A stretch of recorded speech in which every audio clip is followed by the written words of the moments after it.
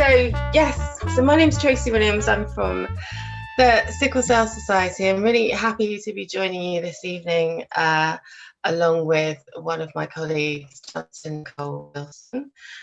So we are here to talk a little bit about the work of the Sickle Cell Society. So I know that our CEO, John James, joined you, I think, a couple of months ago to talk to you about the work of the organisation and some in-depth information about kind of sickle cell and the work that we do. But I'm just going to have a little overview of that tonight. And then we're going to put the spotlight on the project that I manage, which is called Give Blood, Spread Love England, and the work we do trying to recruit more Black heritage blood donors. Hopefully, as Mark said, there'll be lots of time for questions at the end. So please, if you have any thoughts, things you want to ask, please do so when we get to that point. So a little bit about the Sickle Cell Society. So we are, although we're based in London, we're a national organisation. We have been running for 42 years and were set up in 1979, and we were formed by a group of patients and parents and health professionals who were dissatisfied with the quality of care that they could access for people who had sickle cell. And over those 42 years, we really hope that the Sickle Cell Society has done a lot to address the lack of understanding and the inadequacy of treatment around sickle cell disorder. However, we're still aware that there's lots of work to be done. And we continue to do that work through a range of activities, including having a helpline that people who have any questions about sickle cell can get in touch with. We run community-based projects designed to support the health and well-being of people with sickle cell. We do lots of work lobbying MPs around issues that affect people with sickle cell disorder, including trying to get prescription charges removed for people who have sickle cell, who often need to take frequent medication. Sickle cell is not on the exempt list for prescription charges, so that's an example of one of our pieces of work that we do around that. We also have a heritage project that has recently collected the stories of people with sickle cell, living with sickle cell in the UK since the Windrush period. And there's an online exhibition that people can access around that work. We have a screening project helping people to find out their sickle cell trait status. We have a free children's holiday, and we have a blood donation project, which is the programme that I run. I wanted to mention that recently a lot of the work as a society has been focused around the tragic death of Evan Nathan Smith. For those of you who don't know, Evan was a young man who died in 2019 in a London hospital. And in April this year, the coroner concluded that Evan would not have died if medical staff had recognised his symptoms and treated him sooner. And there's been a range of failings that have been found in relation to Evan's death. And we're aware at the society, as I said at the beginning, that care is really not where it should be. And over the past few months, we've been doing some work around Evan's case in particular, which has involved meeting people from the hospital, but also we've recently completed an inquiry into sickle cell care, where we heard evidence from people with sickle cell, healthcare professionals, haematologists who talked about their experience of patients being worried about going to the hospital as an emergency case for fear of the quality or lack of quality of treatment that they might receive.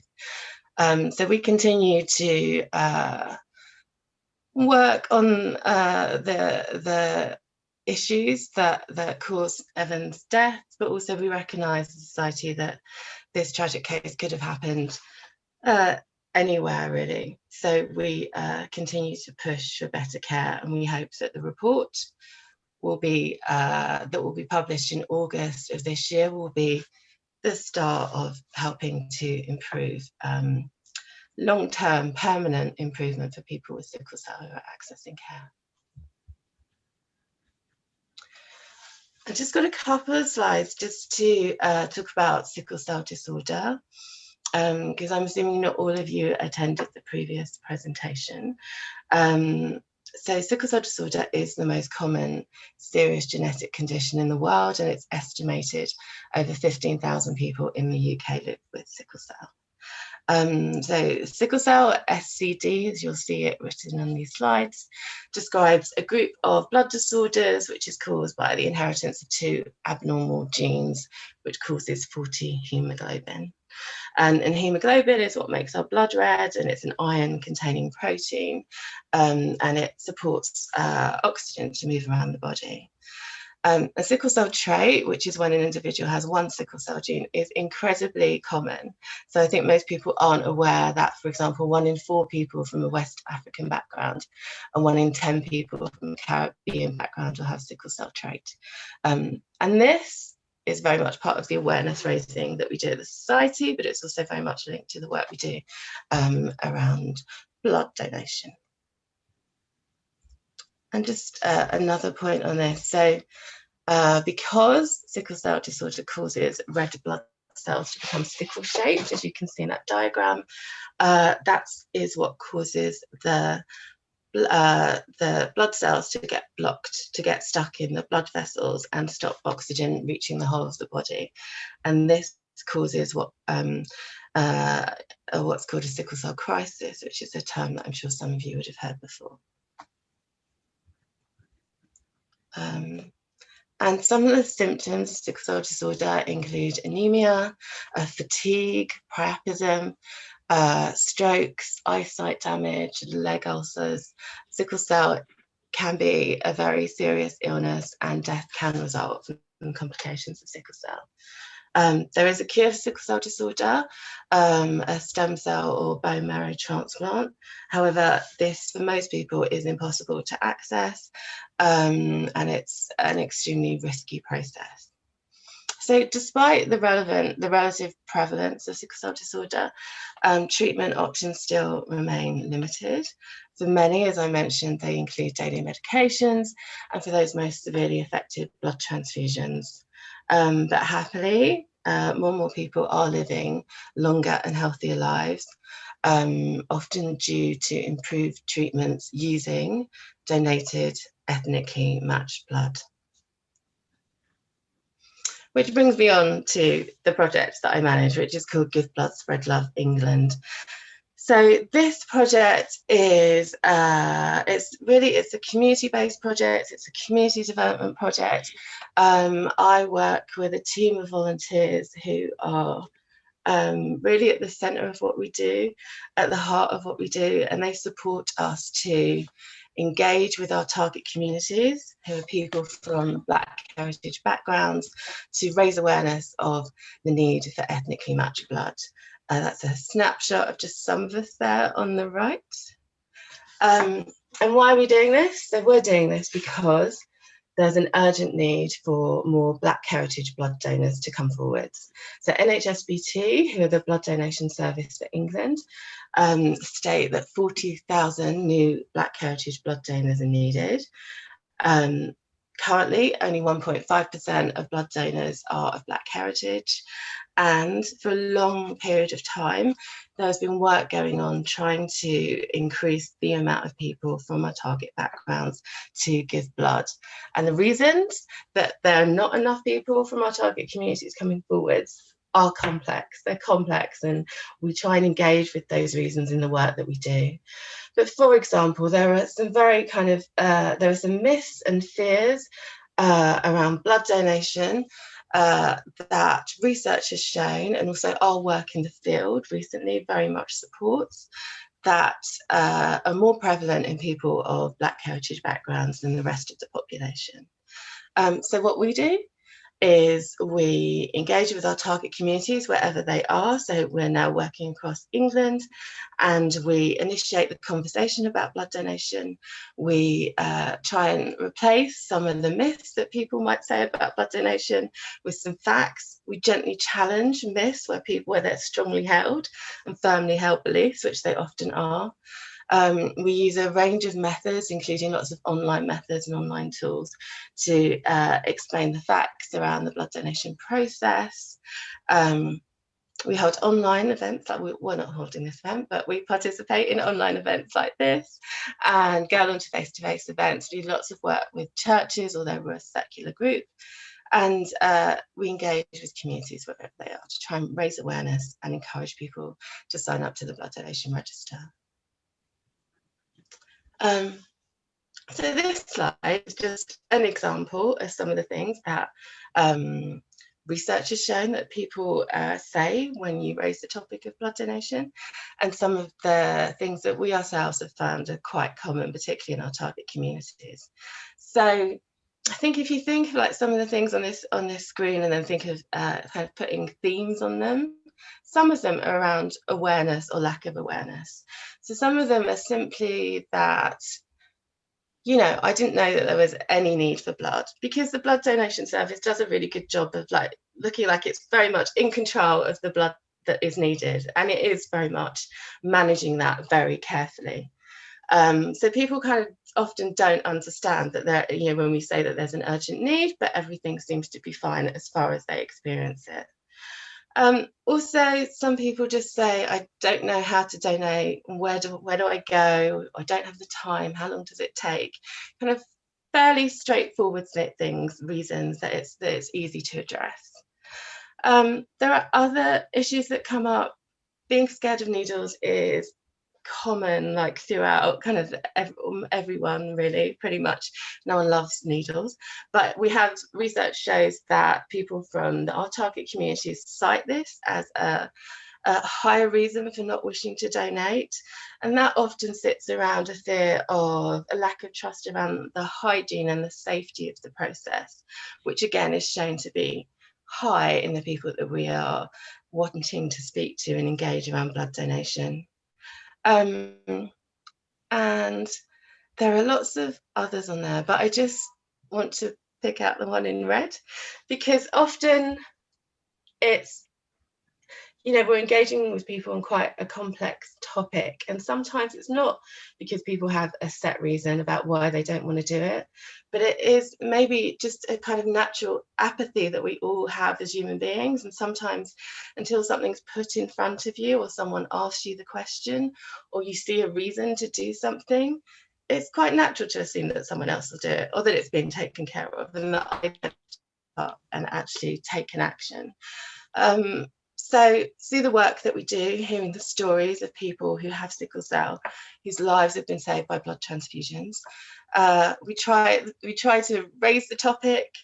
We hope that people register with us to become a donor, and we support them to kind of see the process through and give blood. I think I've got just a couple of slides on why Black heritage blood donors are needed, because explaining this is a key part of the work that we do. And as we're not clinicians, we keep the explanation simple.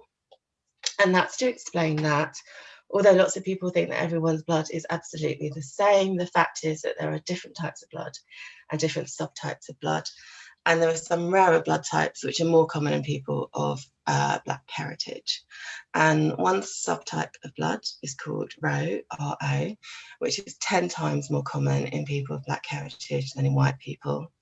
And very simply, if you imagine that people who are most likely to have sickle cell disorder are of Black heritage, then that means that the people with the RO subtype, their blood is more needed to support the people with sickle cell disorders treatment. And ethnically matched blood is important because the more often someone has a blood transfusion, which is common in people with sickle cell, the more likely it is for your body to develop antibodies and cause additional health problems. So the closer the match, the less likely that is. And ethnically matched blood is extremely important. And just a little bit about blood transfusions before I show a very, very short film. So how blood transfusions help people with sickle cell is that they help to provide normal red blood cells to the person's body. These transfusions help lessen anemia, they reduce the blood stickiness, and they allow it to flow more freely through the veins, and so ease some of the symptoms and prevent some of the complications associated with the disorder. There's broadly two types of blood transfusion. So one, which we term a simple transfusion, is when someone's body is topped up with healthy red blood cells, donated blood cells.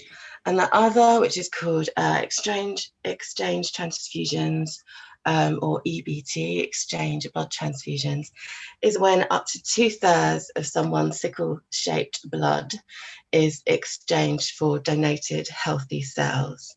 So if you start to think about one person who might have EBT, exchange blood transfusions, every 4 to 6 weeks, and they're having 2/3 of their blood removed, and that needs to be replaced with healthy donated red blood cells. If you just start doing a calculation about what one person might need, people tend to have between 7 and 10 pints of blood in their body, depending on their size. Starts giving you an indication of how important it is for people to give blood, but also give blood regularly to ensure the supply that is needed is there for people when they need it. Exchange blood transfusions can have an incredible effect on people's lives, and I'm hoping that you'll be able to see this short film. Bola is one of our volunteers. If it's too quiet, someone wave at me and I'll turn it up. Hold on. 3 years ago, I was close to die. It's a bit low, Tracy. Okay, all right, bear with me. I'm going to...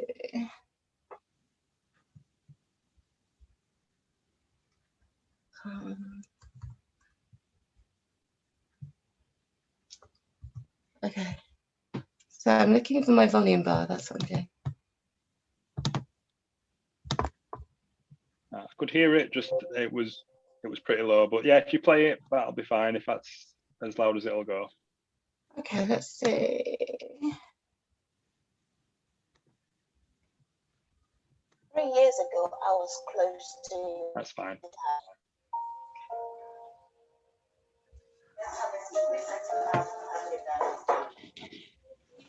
I was in ICU, nothing was working for me again, nothing. And my consultant decided that, okay, Bola, through exchange blood transfusion. And I remember we just started to see the difference.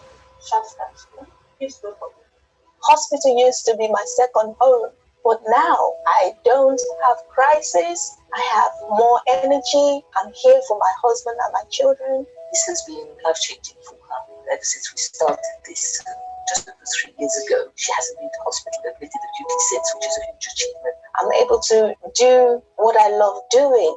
My life has really improved.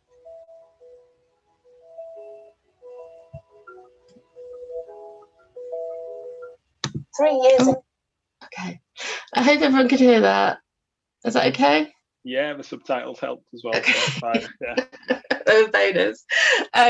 So that's just an example of just a snippet of Bola's story, but the essence of her story is that having access to exchange blood transfusions has saved her life, as she said, and since she's been having those treatments, she hasn't had the debilitating, life-affecting, extremely painful sickle cell crises that she was having regularly before that treatment was available to her. So the impact that can have is replicated to all people that can access this treatment. It has an extremely high success rate for most people in terms of preventing crises, but ethnically matched blood is essential for that to happen. So as I mentioned, our volunteer team are at the core of what we do, and I'm going to hand over to my colleague Dunstan, who is going to talk to us about why he's involved in the project.